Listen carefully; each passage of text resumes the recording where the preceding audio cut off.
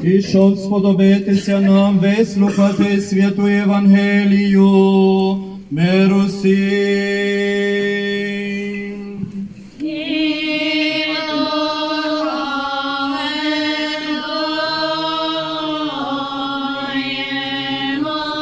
Святу Євангелію від святого Євангеліста Йоанна читання.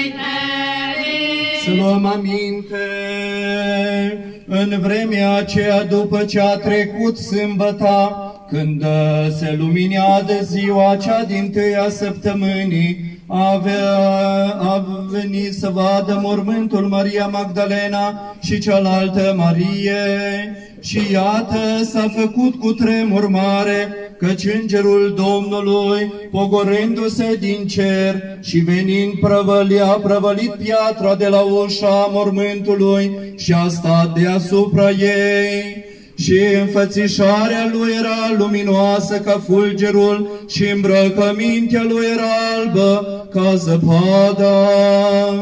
De frica lui s-au cutremurat cei care păzeau mormântul și s-au făcut ca niște morți.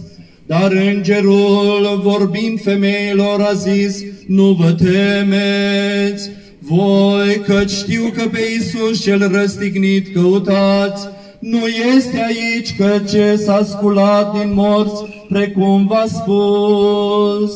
Veniți, dar vedeți locul unde a zăcut Domnul. Duceți-vă de grabă și spuneți ucenicilor săi că s-a sculat din morți și va merge mai înainte de voi în Galileea. Acolo îl veți vedea înviat. Iată, am spus vouă, iar că cel ce a plecat de grabă de la mormânt și cu frică și cu bucurie mare și-au alergat să vestească ucenicilor săi. Dar cum mergeau să vestească pe ucenici, iată Iisus li s-a arătat lor și le-a spus: bucurați-vă! Iar ele, apropiindu-se, au cuprins picioarele lui și s-au închinat. Atunci Iisus le-a zis: nu vă temeți, mergeți și spuneți fraților mei să meargă în Galileea și acolo mă vor vedea înviat. Iar pe când se duceau ele, iată, unii dintre păzitori, venind în oraș, au spus căpetenilor fariseilor toate cele ce s-au întâmplat. Atunci, adunându-se împreună cu bătrânii poporului, au ținut un sfat, au dat bani mulți ostașilor și le-au zis: să spuneți că ucenicii lui, venind noaptea, l-au furat din mormânt pe când voi ați adormit. Dacă însă se va auzi aceasta la dregător, noi îl vom potoli și pe voi vă vom face fără grijă.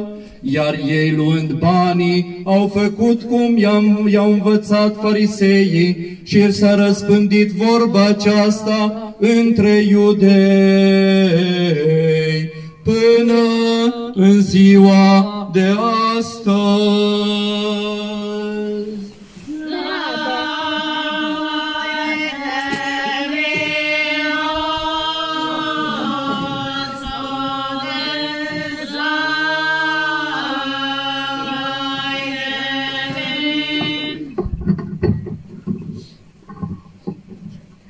Hristos voskres!